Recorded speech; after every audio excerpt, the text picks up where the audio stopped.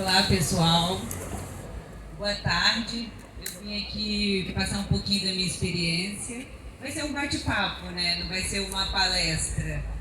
E eu estou aberta para vocês perguntarem, que vocês tiverem dúvidas, mas eu coloquei como tema avaliação funcional. Por que eu coloquei isso como tema? Eu encontro muito isso na minha clínica diária, tá? E eu achei um tema muito relevante para o que a gente tem hoje de avaliações.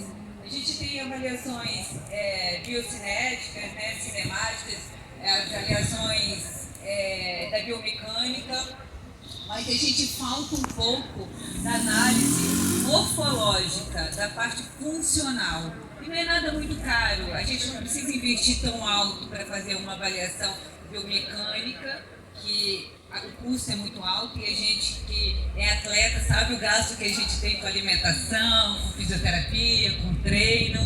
E eu acho que a gente tem que baratear, mas fazer uma coisa coerente com o que a gente deseja do nosso corpo, né? Para a gente levar o nosso corpo até o limite no qual ele aguenta. E a avaliação funcional, ela serve para isso, para a gente fazer uma avaliação das valências do seu corpo, como que o seu corpo se encontra. Então, é mais ou menos assim, eu não sei se alguém de vocês já utilizou dessa ferramenta, mas eu costumo fazer essa avaliação morfológica, funcional, que é muito simples, é através de alguns testes específicos que vão avaliar a função do tornozelo, do quadril, do joelho, que são as peças-chave para uma boa corrida. Ou seja, se você tem um celular ou uma câmera, dá para fazer um vídeo, dá para fazer uma filmagem em câmera lenta, e aí a gente extrai todo o conteúdo dali, tá? Então, não precisa chegar a uma avaliação biomecânica computadorizada, é muito legal. Se tiver, beleza. Se não tiver, faça a avaliação funcional, porque ela já te dá condições de você aperfeiçoar a sua mecânica, então a sua performance. Alô? Então, a avaliação funcional, no caso, ela vai servir aí para os corredores para poder avaliar, né, a condição que está essa articulação, esse músculo e como que está toda a complexidade do seu corpo para fazer então o seu plano de treinamento. Então, ela serve para prevenir lesões, ela serve para poder avaliar se o seu volume de treino, porque o que acontece? É muito chato, a gente está num volume de treino e aí você tem que parar porque começa uma dorzinha chata na panturrilha ou no quadril, e aí você tem que diminuir o treino, ou você tem que diminuir o volume. Isso é muito chato. Então, a avaliação funcional serve para isso, serve para que você identifique aonde estão as restrições. Essas restrições, muitas das vezes, nos corredores, estão aonde? No hálux, que é o dedão do pé, no tornozelo, joelho e quadril, que são os grandes alavancas, né, para a corrida. E o tronco, às vezes apresenta alguma alteração, mas para performance, para prevenção de lesão, a gente tem que olhar essas três articulações que são mais importantes. E daí a gente começar a pensar na potência do músculo, da função musculoesquelética. Porque não adianta você pensar em função se você não tiver um controle motor bom. E o controle motor bom você consegue analisar através da avaliação funcional. Então, um controle motor bom é sinal de uma potência boa. Sem controle motor, você perde potência. Então, isso é importante. Outra coisa também, se você tem uma boa potência, você tem que ter uma estabilização. E isso você, através da avaliação funcional, você consegue identificar o quanto você está estável, o quanto essa articulação está estável. Então, para isso serve que você mapeia todos essas condições das suas articulações para então você montar uma avaliação e ver o que tem ali de restrição e você trabalhar em cima dessas restrições, porque o que a gente acontece, o que eu vejo, aqui a gente tem bastante atletas já experientes, já tem uma outra condição, mas a pessoa que está começando a correr, ela coloca um tênis, acha que o tênis vai fazer milagre, porque é isso que a gente vê, né? Que não entende. Se você não tem uma boa mecânica, não tem tênis de R$2.000 que vai resolver o seu problema. Então, eu costumo falar, quem tem uma biomecânica boa, corre até descalço. Porque nós fomos criados para correr descalço. Só que a gente não tem condição hoje pela nossa vida, mas a gente tem total condição, o homem foi feito para correr descalço, só que a gente não tem ainda, não tem mais, né, a planta do pé, a não ser que se você treine, né, suficiente, por isso que a gente tem que calçar tênis. Mas voltando lá, então o que eu vejo? Esse atleta chega com várias restrições articulares, ou seja, um dos testes da avaliação funcional é o agachamento. Eu peço para esse atleta agachar, ele não consegue ficar agachado. Por quê? Porque ele tem uma limitação no tornozelo ou no apoio do hálux. Ele não consegue fazer isso aqui. Então, se ele não consegue fazer isso aqui, quando ele vai fazer a propulsão de levar para frente, ele tem uma deficiência e ele sobrecarrega o quadril por conta do tornozelo. Então não adianta botar palmilha, não adianta colocar joelheira, ou seja, não adianta corrigir a passada, que não funciona, tá? E outra coisa que eu gostaria, o meu ponto de vista, pela minha experiência, eu não sou da linha que eu corrijo biomecânica, porque eu não acredito em correção de biomecânica. Se você tem sua biomecânica, se você consegue correr dessa forma, com o pé pronado, com o pé supinado, isso não importa. Se você está com a coluna torta, você tem que ver qual é a condição que esse movimento funciona. Se está funcional, se está sobrecarregando alguma articulação. E através da avaliação funcional, você consegue identificar qual é a articulação que está sendo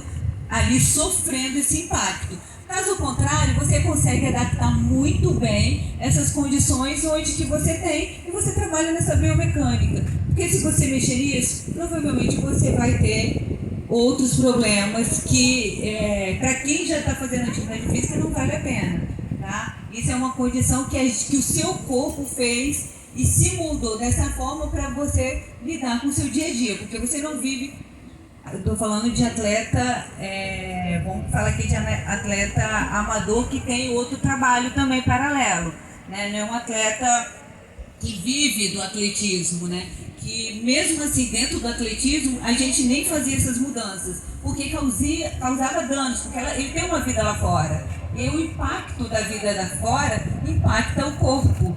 E esse impacto corporal faz com que você crie mudanças corporais. Então a gente não tem controle. Então vamos trabalhar no que você apresenta, nas restrições que são apresentadas ali na avaliação.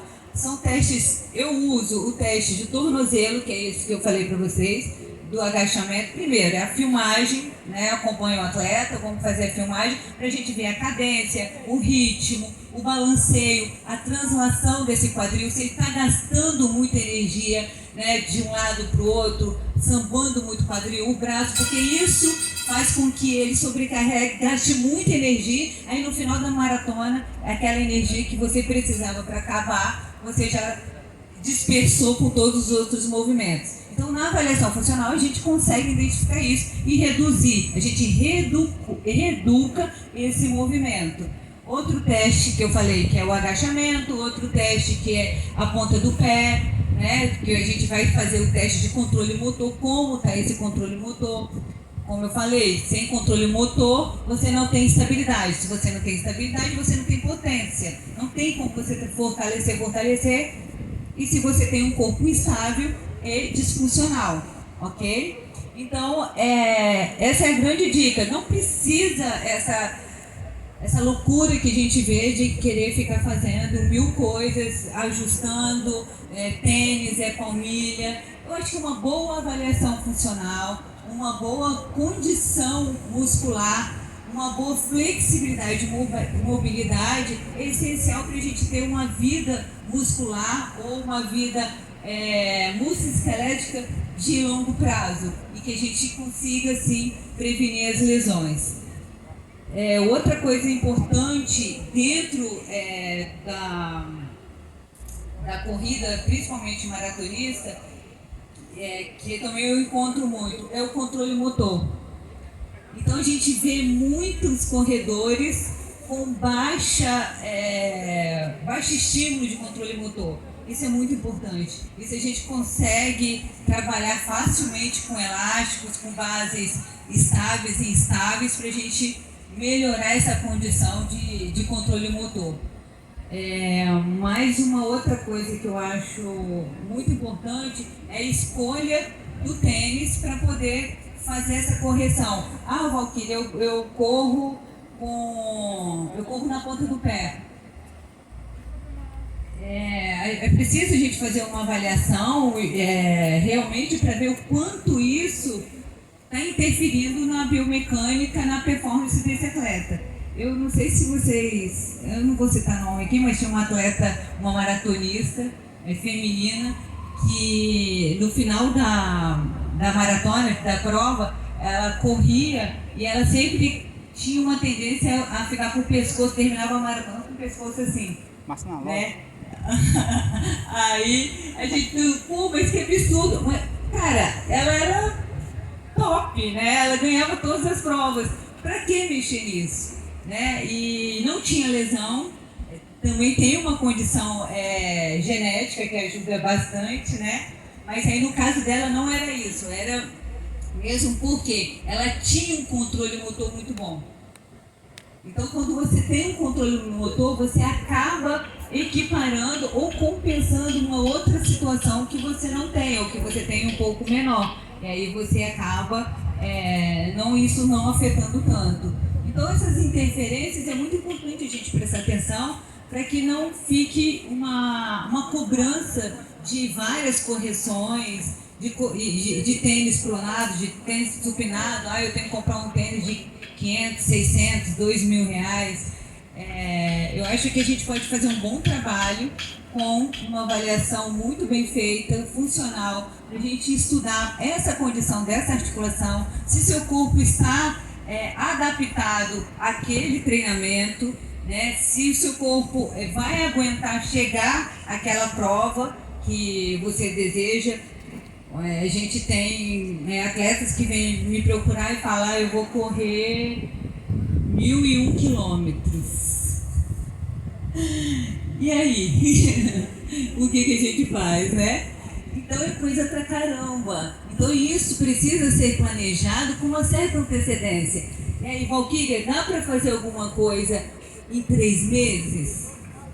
Cara, a gente até tenta, entendeu? Mas se o cara tiver sorte na avaliação, não apresentar tantas alterações, em um trabalho de 3 meses pode ser feito e surgir um resultado muito bom, tá? Então, isso não precisa ser uma coisa, como eu falei, não precisa ser uma coisa que gaste muito dinheiro. Como eu falei, faça a filmagem, a gente avalia as condições de cadência, de equilíbrio, de coordenação, como esse cara tá, e depois a gente faz um planejamento de fazer o controle dessas restrições. Depois que a gente faz a avaliação e uma das como previne é o seguinte, porque dentro dessa avaliação a gente consegue identificar aonde estão as restrições.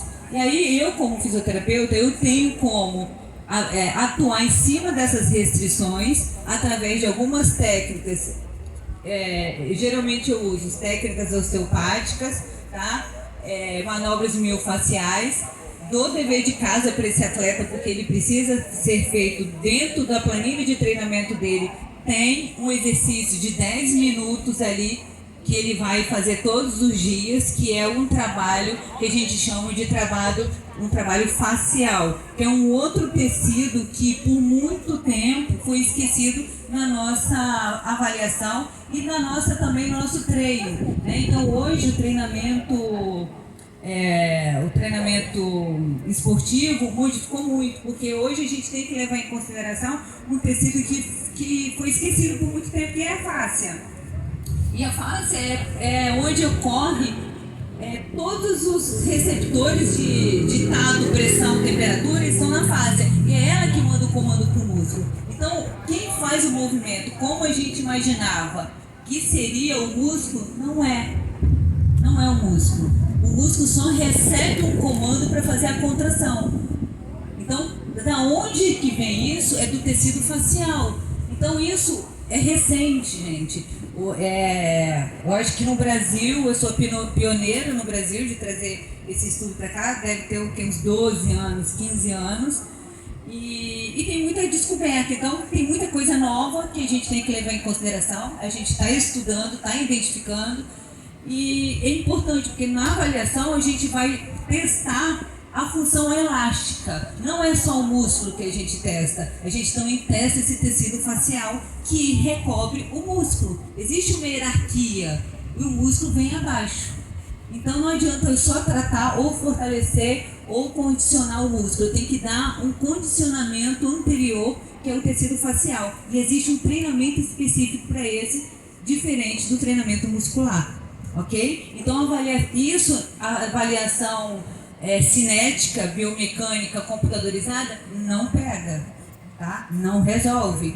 Isso é olho, estudo biomecânico. É entender, é anatomia, é fisiologia, é entender a fisiologia do movimento, ok? Então, mais do que o músculo, hoje a gente tem um tecido super importante na vida de vocês, no treinamento de vocês, que é o tecido facial. E existe um treinamento para ele, que é diferente do treinamento muscular. Então, fique ligado nisso, porque a maioria das lesões que nós corredores, eu me incluo também, que nós temos, vocês vão ficar chocados, não vem do músculo, vem primeiramente da fáscia. Então, se você conseguir identificar essa restrição, você consegue prevenir uma lesão muscular, um estiramento muscular, uma fadiga muscular. Porque a fadiga muscular, como a gente imaginava anteriormente, que era por excesso de ácido lático, hoje as pesquisas mostram que essa dor tardia e essa fadiga muscular não é somente ou 10% do ácido lático. Os outros 90% é do ácido hialurônico e do pH.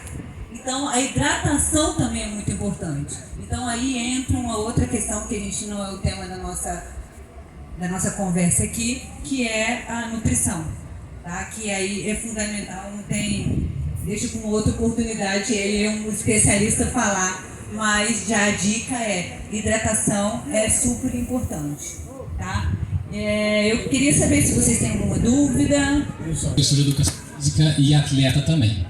Eu acho que eu sou um peixe fora d'água aqui, porque as provas sempre foram curtas, de pista, 700 metros, 800 metros. Então, para mim é uma novidade para vocês, né, do esforço, da dedicação que vocês têm. E agora eu estou minha vidas longas. Para a Valquíria, pergunta sobre liberação miofascial. Eu tenho um estudo de pilates, trabalho com essa questão de alongamento, postura, e a gente também tem trabalho de liberação. O que você acha da liberação pós-prova, antes da prova? Como é que funciona? Tem algum prazo você fazer e tem um tempo depois de você correr? Como funciona? Como é o seu nome? Wallace. Eu super indico, sim, a liberação miofascial. Se for com rolo, não tem problema, você após a prova, tá? Eu acho que é indicado, sim, eu indico, se for com rolo. Se for manual, aí exige um pouco de técnica e de um profissional qualificado para poder fazer, porque o rolo ele não atinge a musculatura fáscia profunda. Ele vai mesmo fazer uma parte de enxugar, como se fosse uma esponja, tá? É como se você apertasse a esponja. Imagine que seu músculo é uma esponja cheia e aí quando você passa o rolo, você esvazia. Então, ele faz mais ou menos isso. Então, não serve como tratamento, serve para você fazer uma liberação pós-treino, tá? Mas uma coisa que eu super indico pós uma prova assim é uma imersão em gelo ou fazer a nossa antiga varredura, que para mim é um dos melhores tratamentos pós-treino, tá?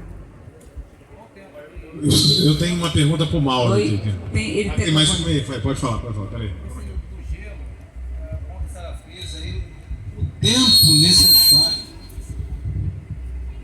tempo necessário para o camarada após uma corrida e outra permanecer. Você fala em imersão? O tempo. Então, se o atleta não está acostumado, ele pode fazer uma imersão de 30 a 1 minuto de imersão no gelo. Se ele não, isso quando ele não está acostumado. Quando ele estiver mais acostumado, ele pode chegar até 2, 3 minutos.